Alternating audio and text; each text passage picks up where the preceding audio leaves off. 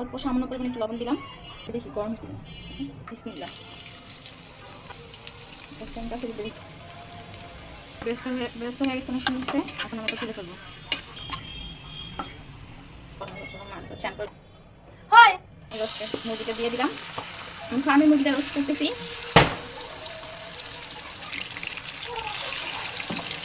মুরগি রোস্টটা খেতেই ভালো লাগে, কারণ আমরা ফার্মের মুরগি দিয়ে রোস্টটা বেশি করি। চিকেনটা ভালো হয়ে গেছে, আমি উল্টাই দিই।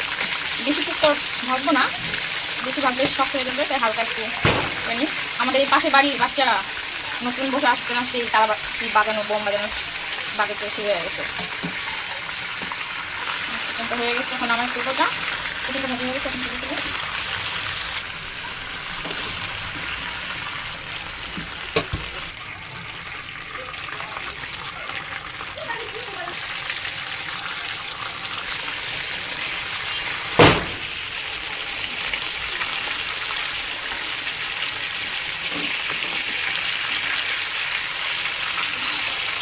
প্রথমে তেজপাতা দিলাম রোস্টের জন্য, আর এখানে সব ধরনের মশলা আছে। পেঁয়াজ কুচি দিলাম, পেঁয়াজ বাটা দেবো তো, এর জন্য পেঁয়াজটা অল্প ব্যবহার করলাম। রসুন বাটা আছে 2 চামচ দিলাম, 1 চামচ জিরা বাটা, কাজু বাদাম, পেস্তা বাদাম আর কাঁচামরিচ ব্লেন্ডার করা, পেঁয়াজ আছে সাথে, দুটো একসাথে সব কিছু একসাথে ব্লেন্ডার করে নিচ্ছি। পানি দিয়ে দিলাম, বাদাম বাটা, টক দইয়ের পানিটা ছেঁকে রাখছিলাম, ওটা আমি দিয়ে দিতেছি।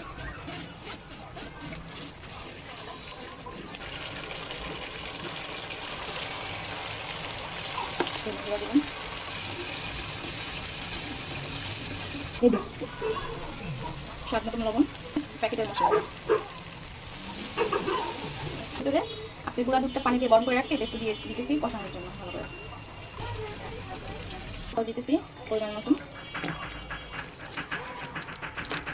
আমার মশলাটা ভালো করে কষানো হয়ে গেছে রোস্টে, এখন আমি এসে মুরগিটা দিয়ে দেবো ভিতরে। বিসমিল্লাহ।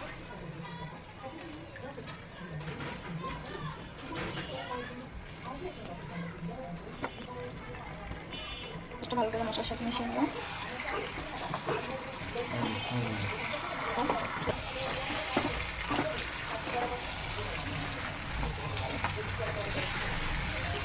রোস্টটা নাড়া হয়ে গেছে, একটু ঢেকে দিই, পরে আবার আসতেছে। রোস্টটা কেমন হয়েছে? মাশাআল্লাহ, অনেক সুন্দর হয়েছে।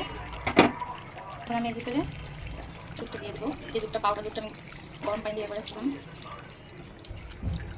একটু হালকা নাড়া দিয়ে নিই। রোস্ট তো বেশি নাড়াচাড়া করা যাবে না, সামান্য একটু চিনি দিয়ে দিই, রোস্ট তো মিষ্টি না লাগলে ভালো লাগবে না। কাঁচামরিচ অল্প করে দিয়ে দিতেছি 3 পিস।